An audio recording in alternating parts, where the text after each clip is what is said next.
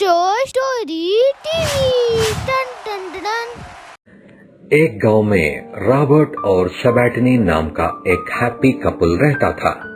उनका एक बेटा पैदा हुआ, फ्रांसिस।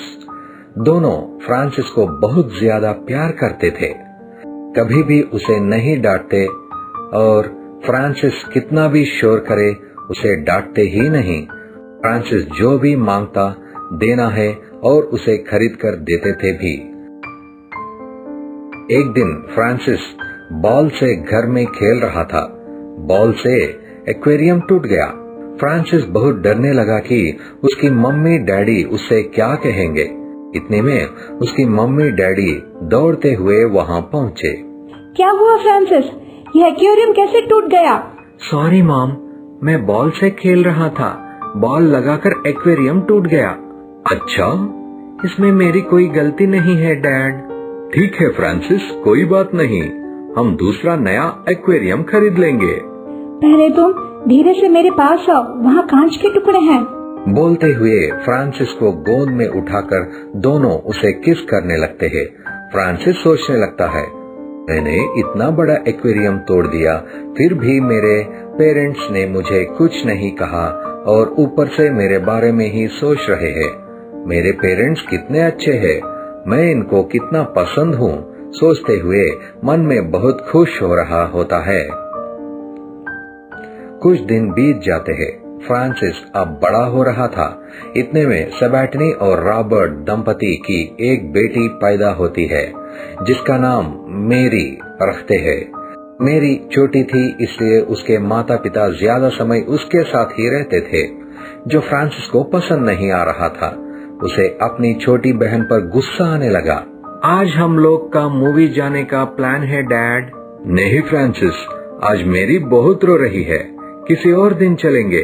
नहीं डैडी, आपने लास्ट वीक पिकनिक के लिए भी ऐसे ही कहा था। नो फ्रांसिस, तुम बाहर जाकर खेलो, अगर मेरी उठ गई तो फिर से रोने लगेगी। रॉबर्ट फ्रांसिस को बाहर जाकर खेलने को कहता है और सैबाटिनी सारा दिन मेरी के साथ ही रहती थी। एक दिन फ्रांसिस खेलते हुए अपनी बहन की फीडिंग बोतल तोड़ देता है, जो घर में दूसरी भी नहीं थी। सैबाटिनी फ्रांसिस को बहुत डांटती है, तुम इतने बड़े हो गए हैं, फिर भी पता नहीं कि चीजों को किस तरह रखना चाहिए। जो सुनकर फ्रांसिस बहुत दुखी हो जाता है।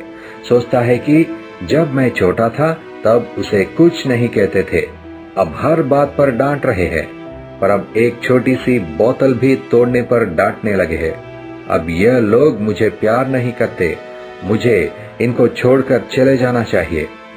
मेरे चले जाने पर ही इन्हें समझ में आएगा, सोचता है फ्रांसिस। ऐसा सोचकर फ्रांसिस घर छोड़कर चला जाता है। सैबाटिनी और रॉबर्ट फ्रांसिस को बहुत ढूंढते हैं, पर फ्रांसिस कहीं नहीं मिलता। तब वो पुलिस स्टेशन में कंप्लेंट कर देते हैं। घर छोड़कर गया फ्रांसिस घर का रास्ता भूल जाता है और सड़क पर बैठकर रोने लगता है। उतने में एक पुलिस वाला उसे देखता है। कौन है बेटे, तुम क्यों रो रहे हो?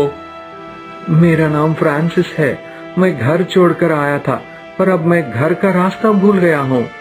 अच्छा, तुम्हारे पिता का नाम क्या है? पिता का नाम रॉबर्ट, माँ का नाम सैबाटिनी है। वो लोग मुझे प्यार नहीं करते, इसलिए मैं घर छोड़कर आ गया। ऐसा कुछ नहीं होगा, इस बैग में क्या है दिखाओ। उस बैग में एक डायरी थी, जिसके सहारे पुलिस फ्रांसिस को लेकर घर पहुंच जाता है। घर पहुंचते ही फ्रांसिस की पेरेंट्स उसे देखकर बहुत खुश होते हैं और उसे गले लगा लेते हैं। पेरेंट्स ये सोचते हैं कि फ्रांसिस घर का रास्ता भूलकर भटक गया था, पर उन्हें यह पता नहीं होता है कि फ्रांसिस घर छोड़कर चला गया था। फ्रांसिस भी उन्हें कुछ नहीं बताता, सिर्फ उसने पुलिस को ही बताया था कि वह घर छोड़कर आया है। एक दिन पुलिस रॉबर्ट के पास कुछ पेपर देने आया। उतने में फ्रांसिस उसे देखकर उसे बात करने उसके पास जाता है। आपने कल मुझे बचाया था ना, उसके लिए बहुत थैंक्स अंकल। ओके, अब तो तुम खुश हो ना? नहीं, मेरे पेरेंट्स को मैं पसंद नहीं हूँ। तुम ऐसा कैसे सोच सकते हो? मेरे पेरेंट्स मुझसे ज्यादा बहन को ही प्यार करते हैं। मेरे घर छोड़कर चले जाने पर भी उन्हें कुछ दुख नहीं हुआ। उन्हें तो यह भी पता नहीं कि मैं घर छोड़कर चला गया था। अगर आप डायरी में एड्रेस देकर मुझे यहाँ नहीं लाए होते तो मेरा कंडीशन क्या होता बोलो? नहीं फ्रांसिस, ऐसा कुछ भी नहीं है। तुम्हारे पेरेंट्स तुमसे बहुत प्यार करते हैं। मुझे तुम्हारी डायरी में तुम्हारा एड्रेस नहीं, तुम्हारे पिता का पूरा नाम लिखा देखा था। मैंने पुलिस स्टेशन में फोन करके पूछा तो उस नाम पर एक मिसिंग कंप्लेंट थी, जिससे तुम्हारा एड्रेस पता चला और मैं तुम्हें घर में छोड़ने आया। अभी भी मैं तुम्हारे मिसिंग रिपोर्ट के पेपर्स देने ही आया हूँ।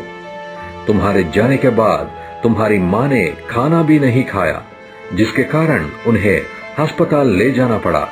उन्होंने तुम्हें कभी नहीं बताया वो लोग तुमसे बहुत प्यार करते हैं।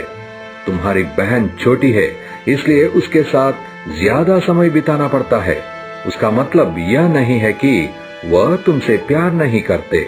फ्रांसिस को समझाकर पुलिस वहां से चला जाता है। फ्रांसिस अपनी गलती समझ जाता है। दौड़कर अपनी मम्मी डैडी के पास जाकर उनको हग करके किस करने लगा और सॉरी भी कहा और अपने माता पिता की बात सुनते हुए अच्छे से उनके साथ रहने लगा। कुछ दिनों के बाद फ्रांसिस और मेरी का छोटा भाई पैदा होता है। फ्रांसिस और मेरी दोनों मिलकर अपने छोटे भाई को अच्छे से खिलाते थे। एक दिन छोटे भाई के हाथ से मेरी खिलौना छीन लेती है और छोटा भाई जोर से रोने लगता है, जो सुनकर माँ दौड़ती हुई आती है। मैरी, भाई रो रहा है ना? तुमने खिलौना क्यों छीन लिया? कहती हुई मेरी के हाथ से खिलौना छीनकर छोटे भाई को दे देती है। मेरी को बुरा लगता है और वह सोचती है कि उसके पेरेंट्स उसे प्यार नहीं करते। मेरी अपने बड़े भाई फ्रांसिस को यह सब बताती है। फ्रांसिस उसे पेरेंट्स के इम्पोर्टेंस के बारे में समझाता है, क्योंकि अब फ्रांसिस बड़ा हो चुका था। नीति: माता पिता के लिए सभी बच्चे एक समान होते हैं, एक ज्यादा और एक कम नहीं होता।